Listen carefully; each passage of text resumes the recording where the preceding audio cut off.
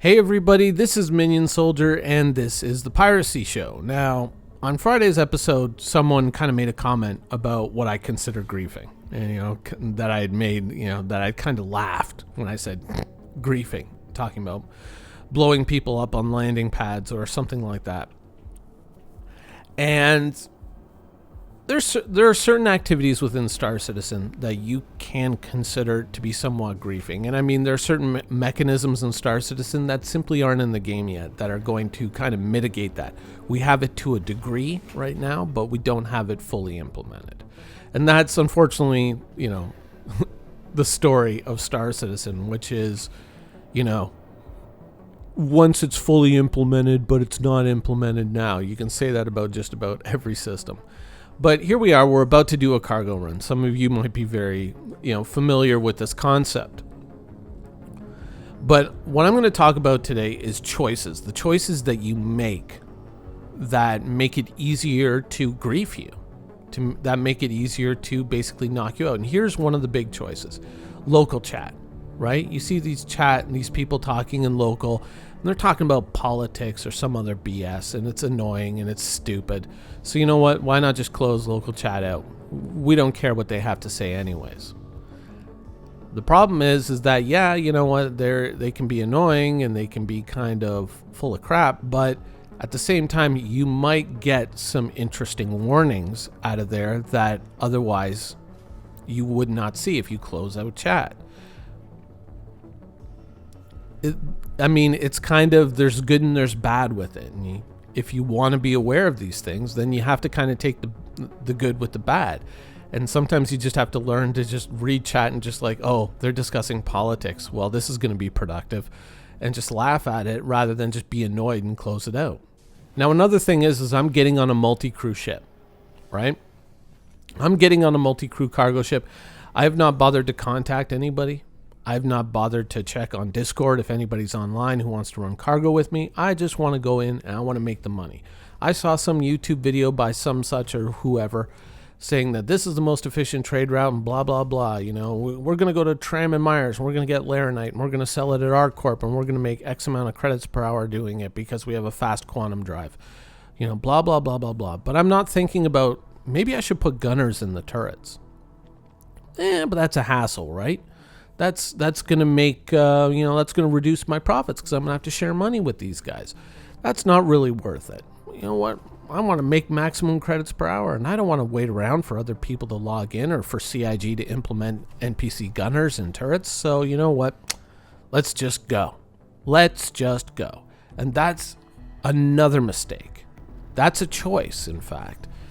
You're choosing to make yourself an easier target. You're choosing to make yourself an easier ship to run into the ground and blow up because now I only have access to one turret, the turrets that the pilot controls. I've basically shed 2/3 of my firepower for the sake of alacrity.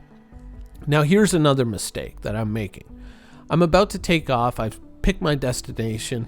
I've radioed the control tower for permission to leave. They are opening the doors for me, but pay attention to my ship right here.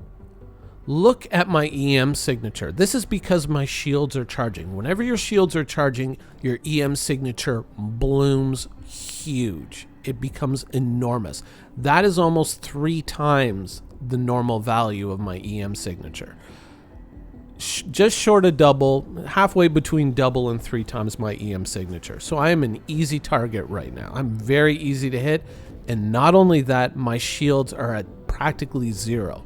But hey, got to make that money, got to get moving. It's only in the beginning, right? It's only in the beginning when I leave Grim Hex and hopefully there's no combat going on outside and there's no one lurking. I am a sitting duck right now. But you know what? Got to get moving, got to make those credits.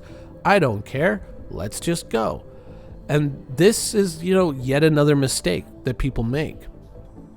Is they're like, oh, gotta go. And they're not thinking about, when you leave Grim Hex or you leave any other landing site, you have to be really smart. So here we're moving in on Chelon.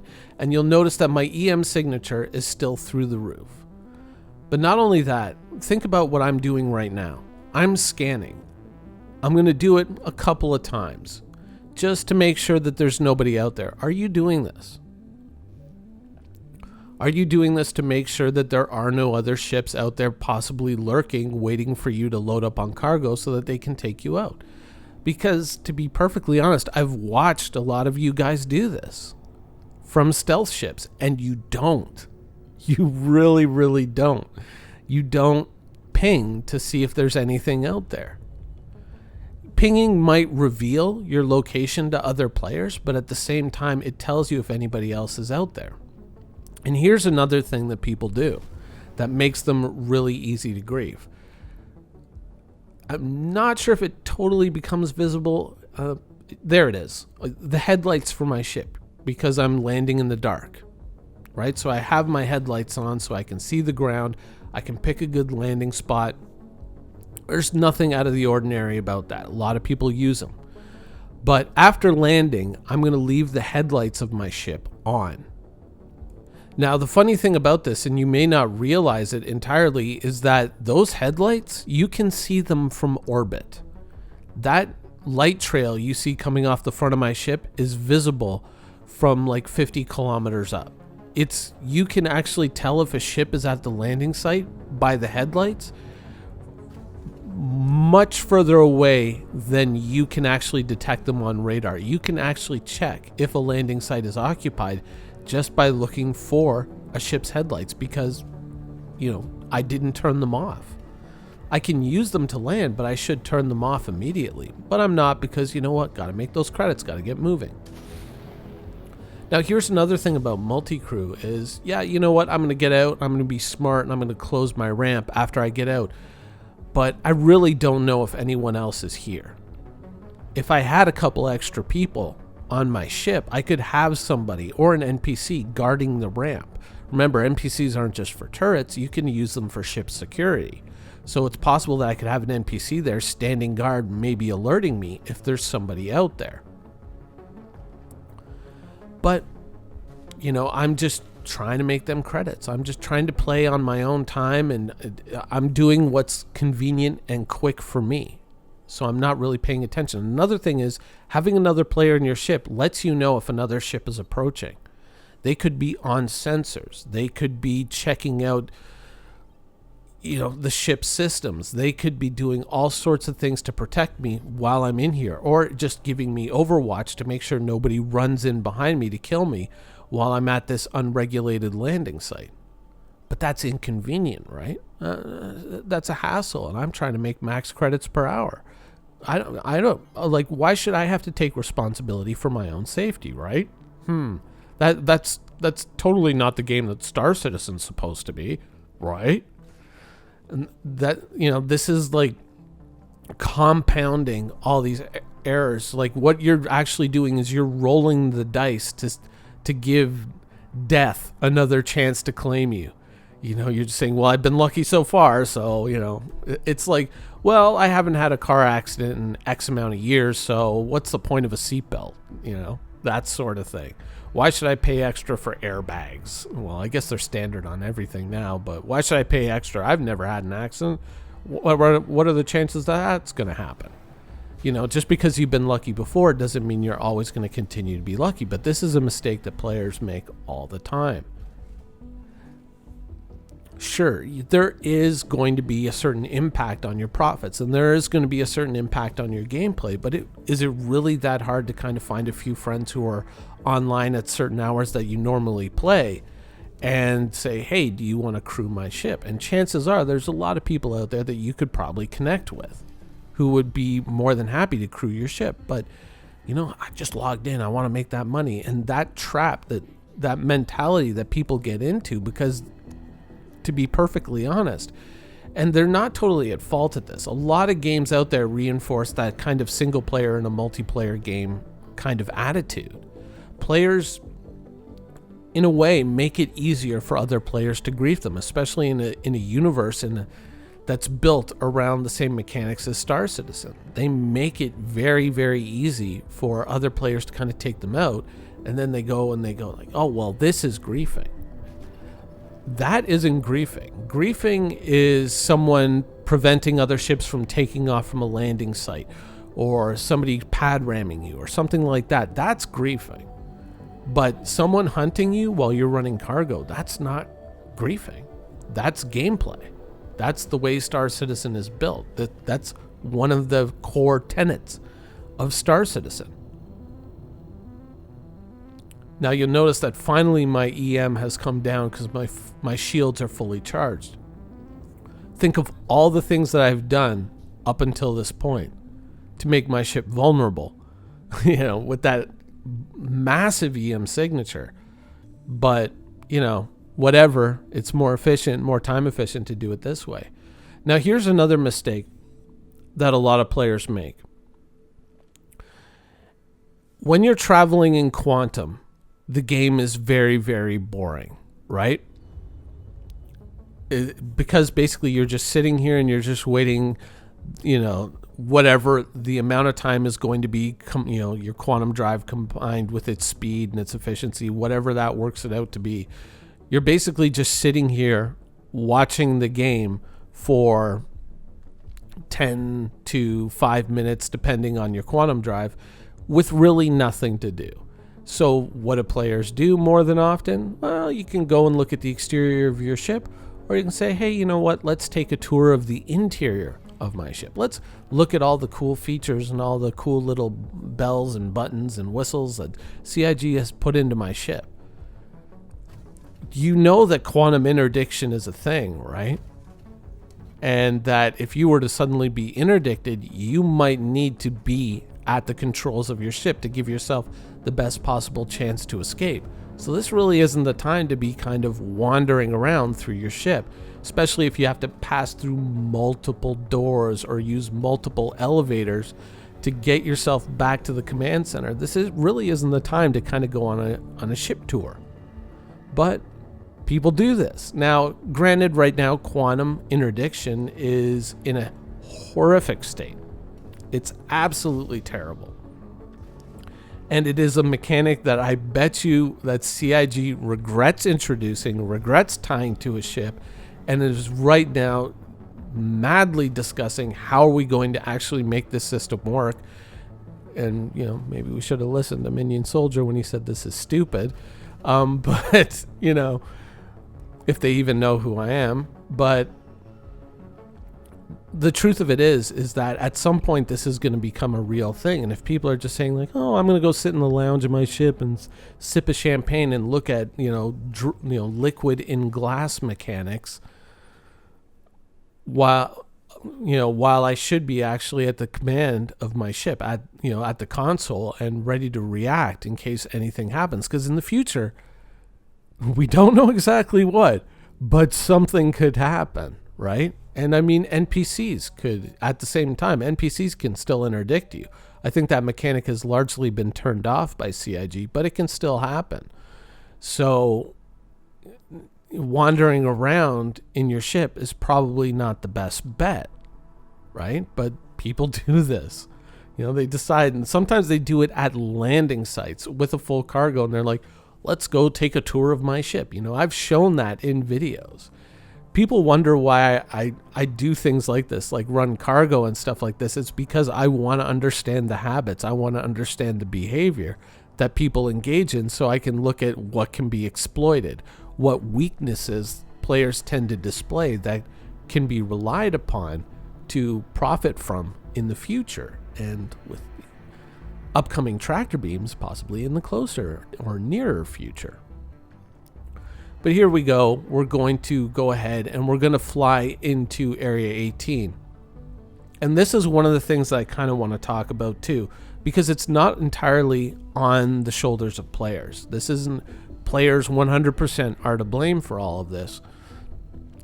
CIG does share some of the blame with some of the goofy systems and some of the goofy ideas that they present as being, this is how we're going to do this.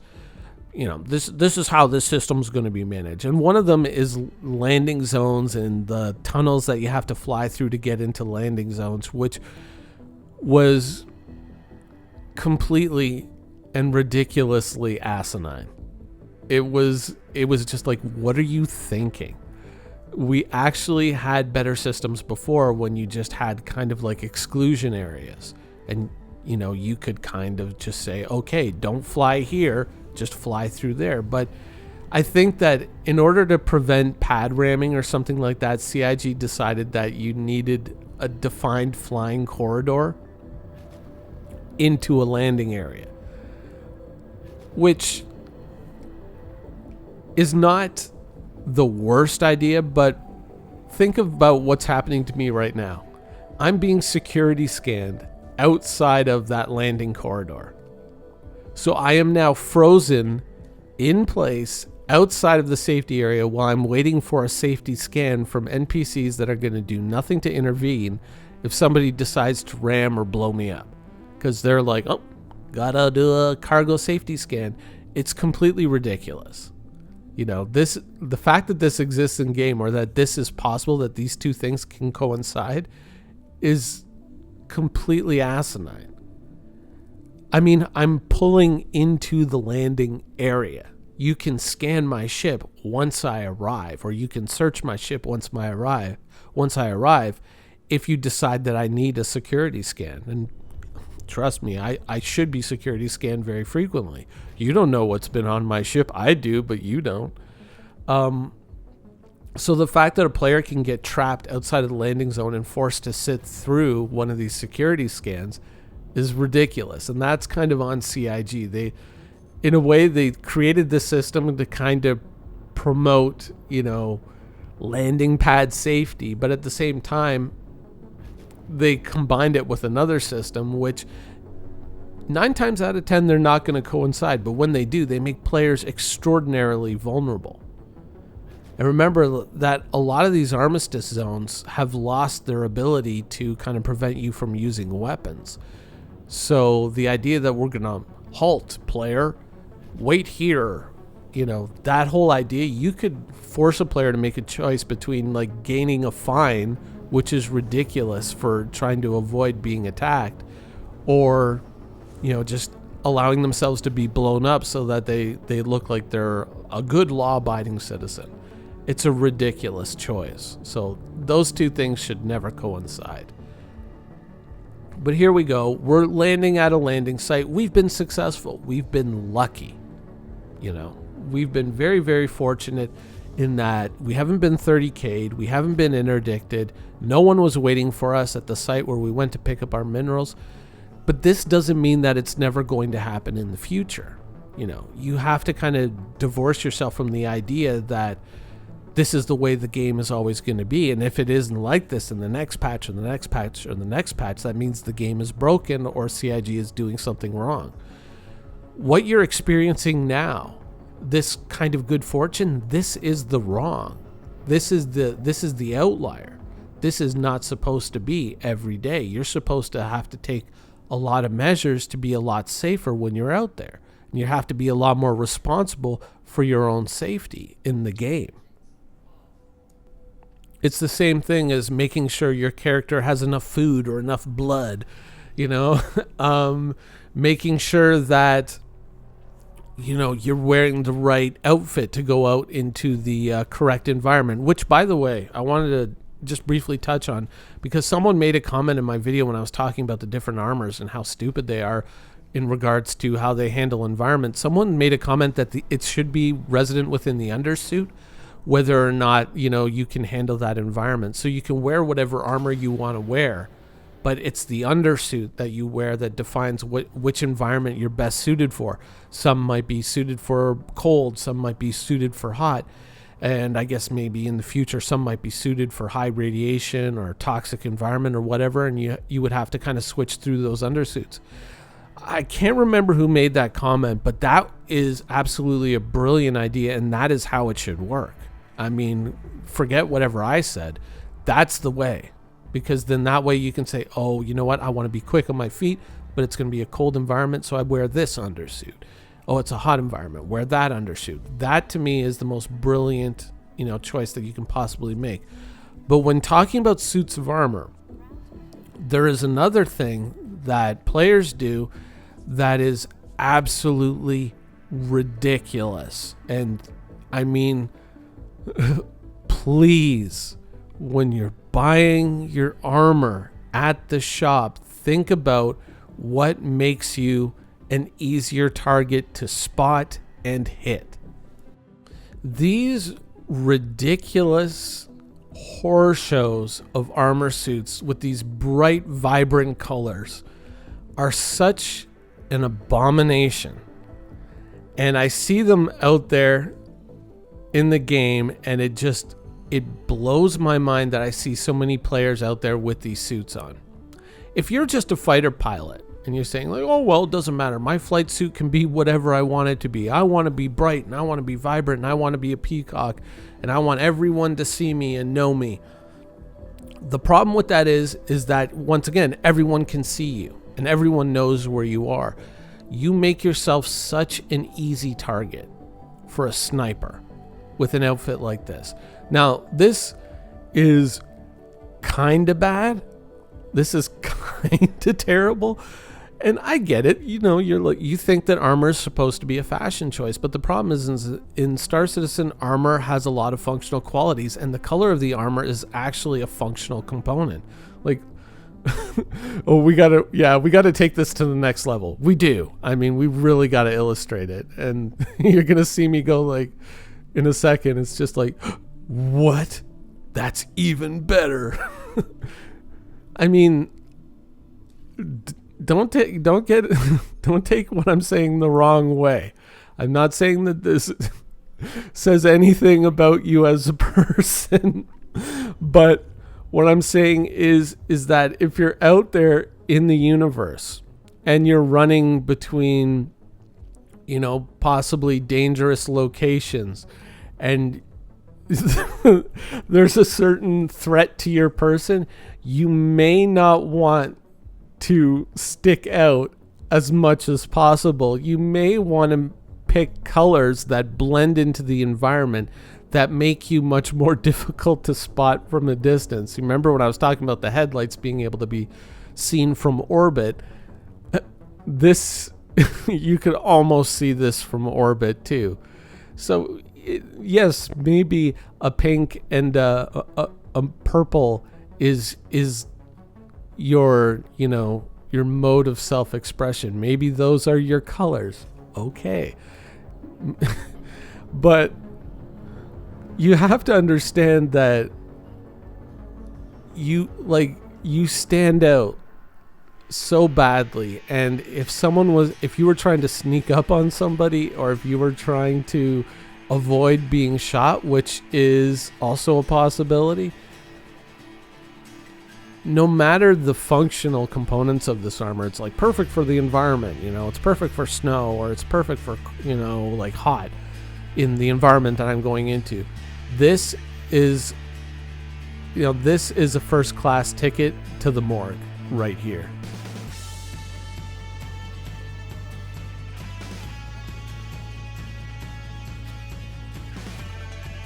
Thank you for watching. So if you want to keep up with the latest and greatest in the Star Citizen and Squadron 42's development, please follow us on our social media channels. See you soon.